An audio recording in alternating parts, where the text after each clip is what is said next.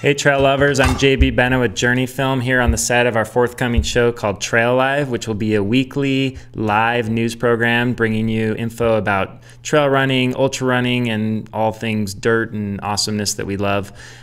This week we're bringing you the Lake Sonoma 50 miler. This is just a preview segment, not the full show, but we worked with iRunFar. We had a cameraman down at the race, and we would love to hear your feedback and comments and ideas as we continue to grow this, and enjoy the show.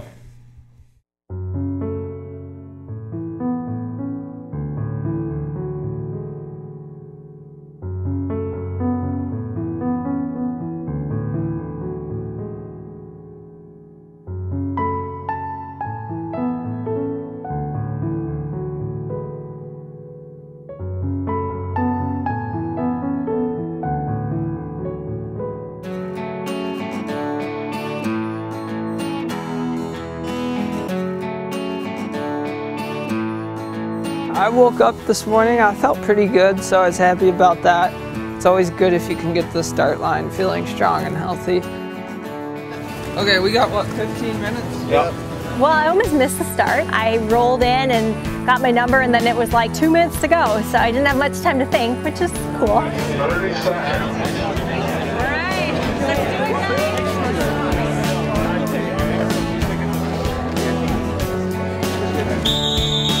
They blew the whistle and we just started running. Wasn't too nervous, I try not to be.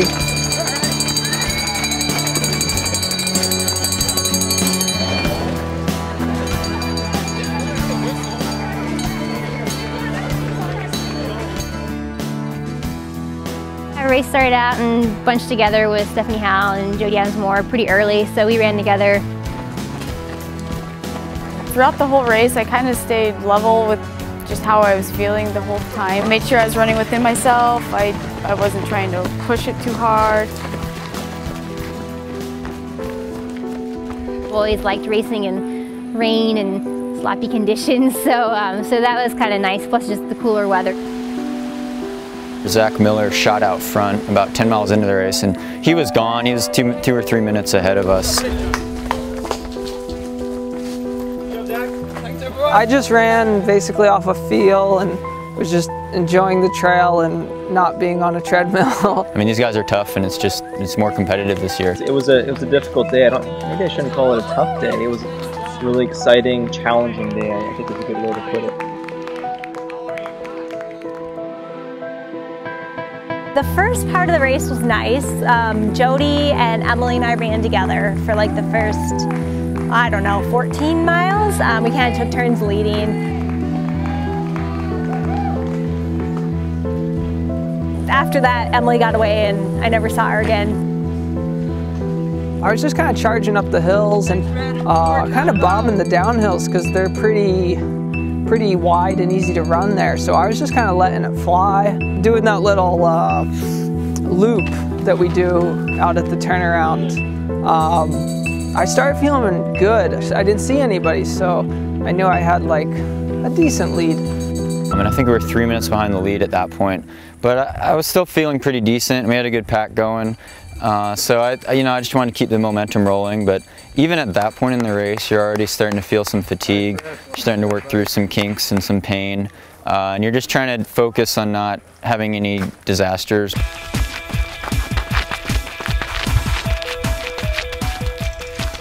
I was struggling out there, so Sage would pull away, and somehow I managed to reel him back in. It was back and forth. Thanks, guys. Good job. Kind of trying to feed off the other runners coming up. They were cheering for me, and I was trying to like cheer for them. I kind of found a rhythm and just went with what felt good to me, still trying to stay within reason effort-wise, and then just tried to maintain that. So a little rough patch after the turnaround at 25. It was like 25 to 30. Started to tank a little bit, and I was like, oh, it's gonna be a long way to go. I was really trying to just run within myself today. I haven't raced much this year. This is kind of my first race back. And so I didn't want to do anything crazy. I wanted to finish feeling good. So I was smiling because I was having fun.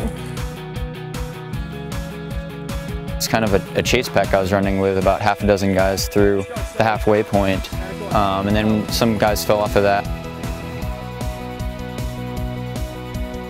And then the last hour and a half, I just started noticing the sun in the open spots. I was pretty spent at the finish.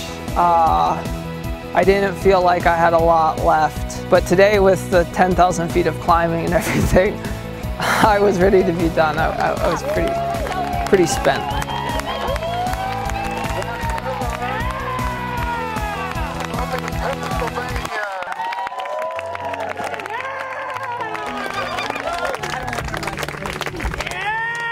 Somehow I found a rhythm, and I really had a great last 4.5 miles and put in a pretty strong move to catch Sage and passed them and just gave it everything I could. It was so close to the finish line. I think it was only a half mile from the finish line when I passed them. The last mile was brutal. I was, with 4 miles to go, I looked back and Rob Krar was 2 minutes behind me. Never underestimate a runner like Rob.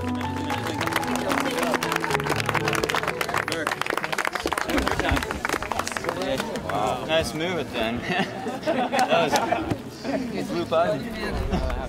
So all three under the previous course record. Zach Miller's time, 6 hours, 11 minutes, 10 seconds.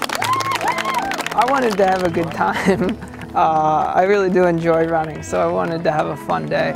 But I was thinking about the win. For me, coming in, running strong today and finishing feeling strong was definitely a big goal for me, and also ideally coming away with the win. Who doesn't want to come away with the win?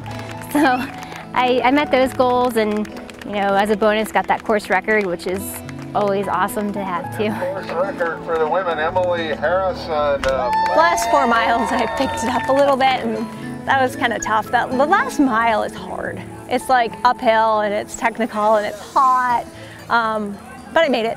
And I finished smiling, so that's good. I felt good all day. I'm happy with it. I think I definitely ran my own race, and where I don't train on these type of hills and relentless hills, it did well.